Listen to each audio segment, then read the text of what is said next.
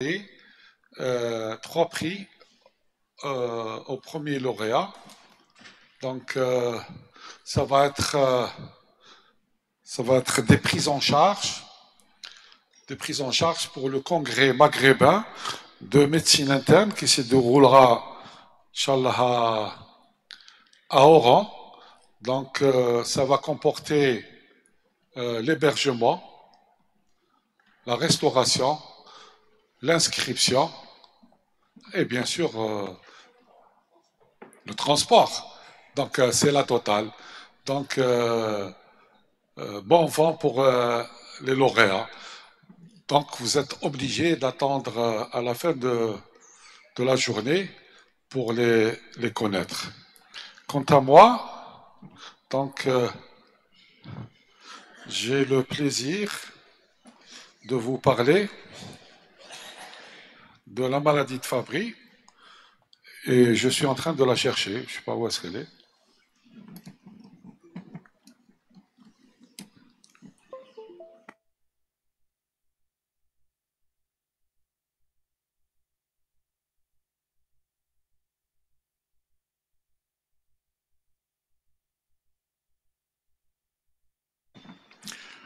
Donc,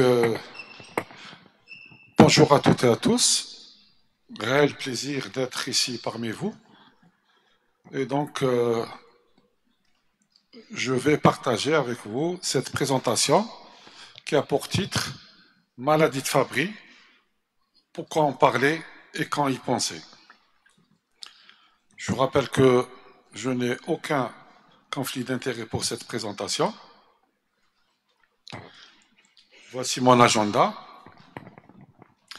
À la question pourquoi en parler, euh, personnellement, j'y trouve 3 bonnes raisons. Tout d'abord, parce que c'est une maladie rare. Je vous rappelle que c'est la deuxième plus fréquente maladie rare après la maladie de Gaucher. Donc il faut savoir l'évoquer devant certaines situations.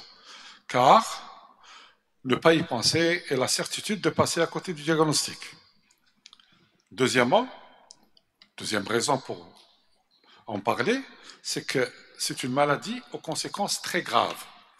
Et les gens, les malades ou les patients Fabry peuvent mourir très souvent d'une atteinte cardiaque. Elle peut être une source de mise en dialyse inexpliquée, d'une cardiomyopathie hypertrophique inexpliquée aussi, et d'AVC notamment chez le sujet jeune inexpliqué. Troisième bonne, et je pense que c'est la bonne raison, c'est que il existe heureusement des thérapeutiques efficaces pour retarder ou mieux, pour éviter toutes ces conséquences graves. On l'a défini comme une maladie métabolique de surcharge. Bien sûr, l'isosomale, il faut donc la différencier des autres maladies de surcharge que vous connaissez, notamment les maladies de surcharge cellulaire, telles que l'hémochromatose, ou l'extracellulaire comme l'amylose. Et c'est une maladie, fort heureusement, qui est liée à l'X. Et très souvent, elle est due donc à un déficit en une enzyme qu'on appelle alpha-glucosidase A. Et enzyme qui dégrade un peu certaines métabolites et en son absence, donc il va avoir une cumul donc de ces substances et ça va engendrer des lésions systémiques, notamment des vasculopathies systémiques et des processus pro-fibrosants. Voici le monsieur qui l'a découvert en premier. Ça fait quand même plus de 100 ans quand même.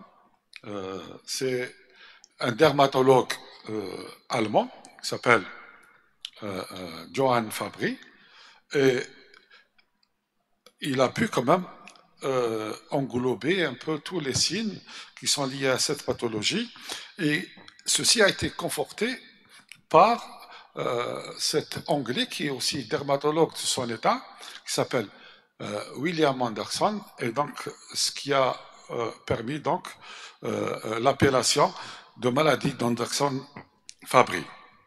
Du point de vue épidémiologique, Les résultats sont un peu mitigés, mais ce que j'ai eu comme données lors de ma recherche, quand même, c'est une maladie qui donne une naissance pour 10 000 personnes. Elle touche les deux sexes, mais plus particulièrement l'homme, parce que chez l'homme, elle est plus précoce et un peu sévère. On pourra discuter tout à l'heure pourquoi, si vous voulez. Et on note une surprésentation de ce phénotype, donc du phénotype pardon, cardiaque dans cette maladie. Aussi, l'espérance des malades Fabry ont quand même une espérance de vie qui est réduite, estimée entre 15 et 20 ans. Les gens peuvent donc survivre jusqu'à 58 ans pour les hommes et 75 ans pour les femmes. Et du fait de l'errance, comme disait tout à l'heure notre ami Kamal Djenouhat, l'errance diagnostique, très souvent le diagnostic est fait très tardivement, vers l'âge de 30 ans. C'est une maladie qui, je disais tout à l'heure, à l'X, donc, cette mutation du gène GLA qui se trouve donc au niveau du chromosome, du bras long du chromosome X, quand elle atteint les hommes, ces hommes sont obligatoirement malades. Alors que, inversement chez les femmes, la symptomatologie peut être mitigée. Elle peut aller de l'asymptomatologie vers une symptomatologie très sévère. Pourquoi? Parce que il se pourrait qu'il y ait une inactivation donc aléatoire de ce gène lors de l'embryogenèse. Et retenez une chose, c'est que on note jusqu'à maintenant plus de 30 mutations qui sont toutes responsables de cette maladie.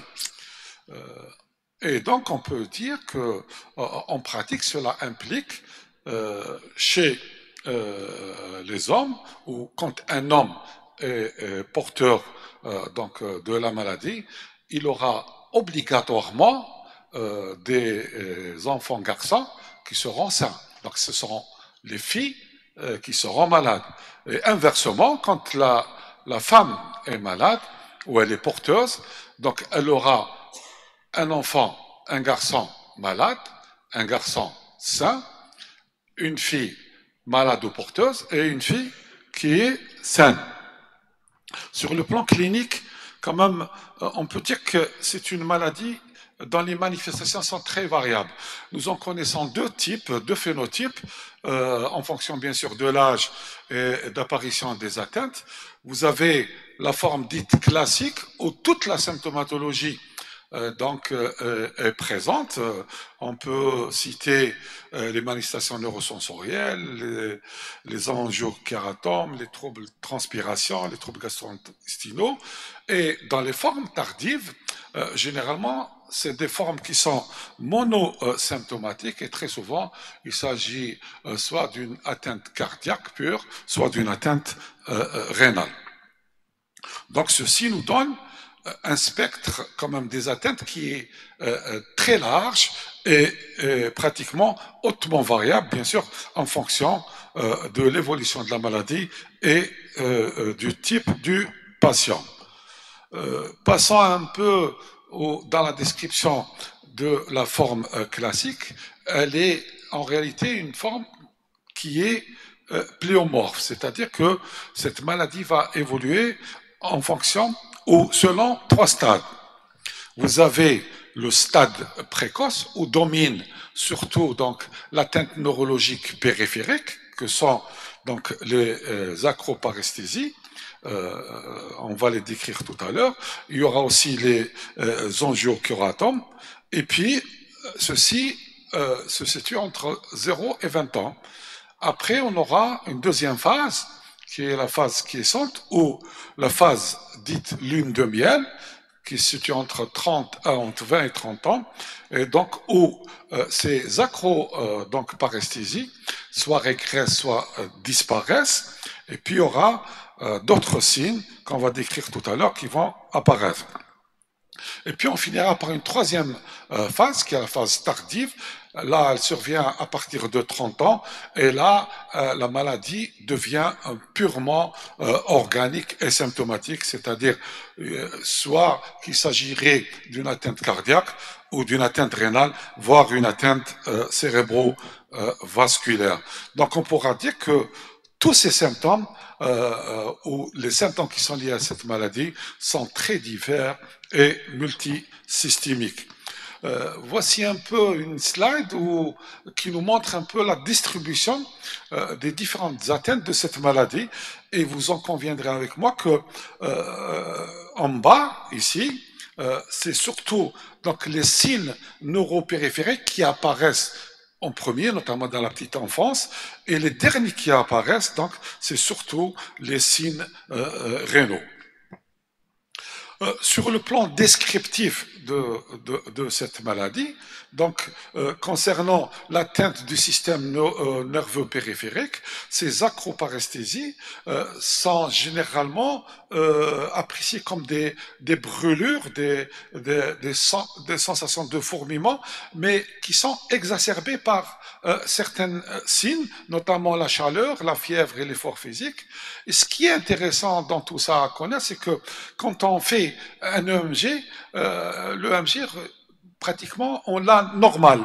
Et ceci nous permet un peu de faire le distinguo entre certaines maladies, notamment les maladies donc de neuropathie des petites fièvres, telles que rentrant dans le cadre du syndrome de Sjögren ou de diabète, et bien sûr la fièvre méditerranéenne familiale. Quant à l'atteinte du système central, c'est généralement des AVC, des AVC du sujet jeune qui surviennent vers l'âge de 40 ans. Et ces AVC, ils ont la particularité de mimer certaines pathologies, telles que la sclérose en plaques.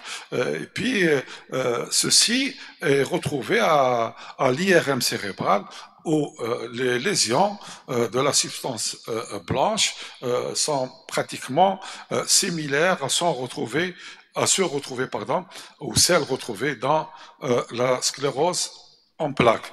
Voici un peu une idée sur les lésions qu'on peut trouver à l'IRM. Donc, ça peut être des infarctus, des lésions donc de substances blanches, et puis des tortuosités avec des dilatations vasculaires.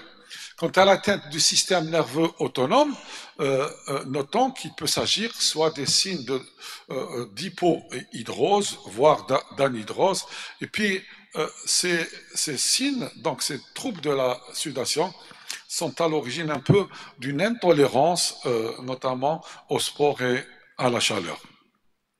Quant à l'atteinte rénale, elle peut aller de la petite ou de la simple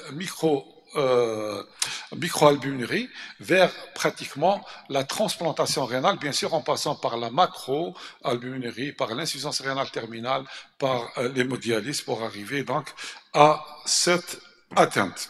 Et ceci, sur le plan histologique, se confirme par, comme vous voyez ici, donc notamment des lésions ou des cellules tubulaires, par une cellule les deux cellules voisines que vous voyez ici, c'est sur une coupe histologique. Vous avez l'une qui exprime un X sain, avec un cytoplasme qui est pratiquement de taille normale, et l'autre ici étoilé, ou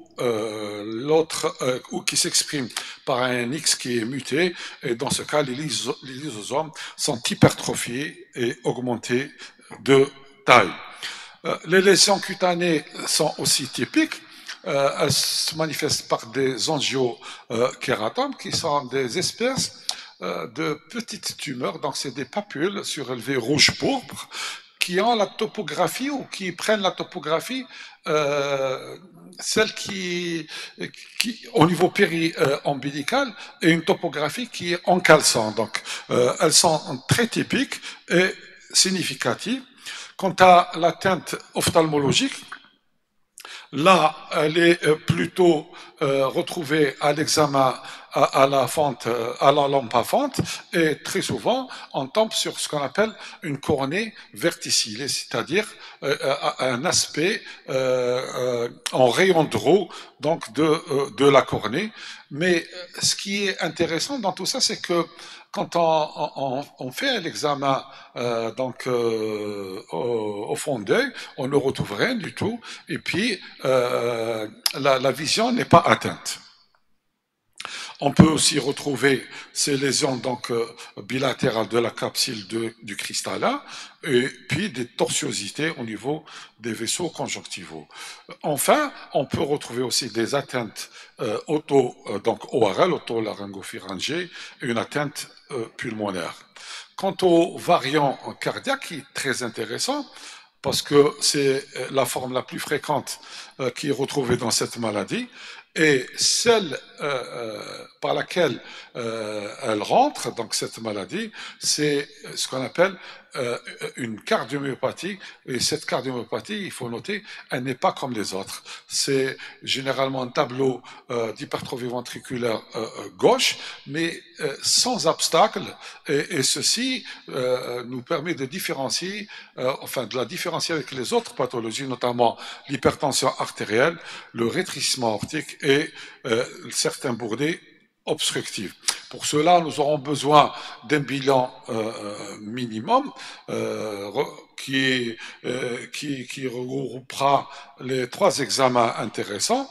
Donc, on aura un ECG, besoin d'un ECG 12 dérivations, une échographie transthoracique et un examen IRM. Bien sûr, on peut pousser le piston pour mieux apprécier ou explorer cette pathologie, mais cela demandera donc des orientations cliniques. Donc sur le plan cardiaque, l'atteinte électrique dans la maladie de Fabry, elle est au premier plan. Elle est très caractéristique parce qu'elle est fréquente, multivariée et complexe. Elle peut être précoce ou tardive, et les signes qui sont les plus intéressants ou les plus fréquemment retrouvés, donc ça peut être un PR court, ça peut être aussi des signes d'hypertrophie ventriculaire gauche, ça peut être des troubles de la repolarisation. Aussi associé à ça, on pourra avoir des bradycardies, des troubles du rythme, des troubles de l'excitabilité et parfois de véritables blocs auriculo-ventriculaires. Sur le plan échographique, elle est très caractéristique. Les lésions la plus typique, c'est une lésion qui décrit une une hypertrophie concentrique. Et cette hypertrophie concentrique n'atteint pas uniquement le VG, elle atteint aussi le VD. Et ce qui est en plus caractéristique de tout ça, c'est que on n'aura pas de trouble de la dysfonction diastolique, contrairement à certaines maladies de surcharge, notamment l'amylose. Donc ceci permet de la différencier. Et sur le plan histologique, quand celle-ci est faite, là, on pourra retrouver ce que vous voyez ici, un stockage donc intracellulaire en GB3, c'est-à-dire en globotriaurosyle céramide, qui forme cet aspect donc zébré au niveau donc cardiomyocytaire. Sur le plan diagnostique, eh ben, le diagnostic, l'approche diagnostique chez l'homme et la femme, elle diffère. Chez l'homme, on est obligé de passer par le dosage de l'alpha galactosidase alpha intraleucocytaire ou sur papier buvard, pardon, qui est abaissé. Mais on est obligé de confirmer tout ça par un génotypage donc du gène GLA. Alors que chez la femme, on passe directement vers le génotypage. Donc on n'aura pas besoin de faire le dosage donc enzymatique. Et bien sûr, quand on a ou quand on diagnostique donc une maladie de Fabry, on est obligé donc de passer par une enquête donc familiale. À partir de là, le traitement, il se dessine de lui-même. Donc, nous aurons donc à traiter 3 volets, la prévention, la symptomatologie et bien sûr le traitement spécifique. Quant à la symptomatologie ou la prévention, c'est celle qui a trait pratiquement aux autres pathologies telles que athéromateuses et diabétiques. Donc, il va falloir donc être veillé au grain et prévenir tous les risques qui sont inhérents à ces maladies. En plus, la symptomatologie, elle est pratiquement classique puisque on va traiter symptôme par symptôme et à partir de là, les douleurs seront traitées par des antalgiques majeurs ou pas. Les angiochératomes, ils vont être traités par une cautérisation éventuellement au laser. L'atteinte rénale par une néphroprotection, notamment en proposant des inhibiteurs du système rénine-angiotensine, et bien sûr la prise en charge cardiologique, elle demandera à être traitée par les différentes classes thérapeutiques et on peut aller jusqu'à même à des pacemakers et des défibrillateurs intracardiaques. Le véritable traitement donc de cette maladie, c'est ce traitement spécifique qui est donc la thérapeutique par enzymothérapie spécifique. Donc on reconnaît jusqu'à maintenant deux médicaments, d'ailleurs qui datent depuis plus d'une vingtaine d'années. Vous avez la galzidase, donc qui est alpha, qu'on appelle Replagal, et vous avez la galzidase bêta, qui est le Fabrazim, qui est le produit donc de notre sponsor. Généralement, c'est une forme recombinante humaine d'alpha-galactosidase alpha. Mais ce qu'il faut savoir, c'est qu'à ce jour, il n'y a ces médicaments n'ont pas d'efficacité sur la prévention des accidents vasculaires cérébraux. Vous allez me dire pourquoi? Parce que tout simplement, ces médicaments ne passent pas la barrière hémato-encéphalique. Il y a aussi, depuis quelques années, depuis une dizaine d'années, cette molécule chaperon qui est très intéressante, on l'appelle Migasta, qui est un immunosucre qui va occuper donc le site catalytique de cette enzyme. Comme take home message, donc évoquer un Fabry, ça va être devant des acroparesthésies à électromyogramme normal. Vous allez les évoquer quand vous avez des AVC précoces chez un sujet jeune notamment, une insuffisance rénale familiale, quand vous êtes devant une cardiomyopathie, mais sans obstacle à l'éjection, et bien sûr quand il y a existence d'angiokératome.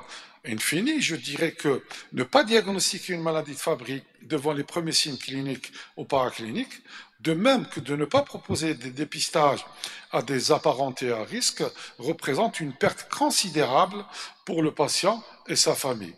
Donc, seule une bonne information régulière de la communauté médicale permet d'identifier les patients le plus tôt possible et d'optimiser ainsi la prise en charge de la maladie afin d'éviter la survenue de complications qui peuvent être mortelles. Merci, j'ai fini ma présentation. Merci pour votre attention. Merci beaucoup.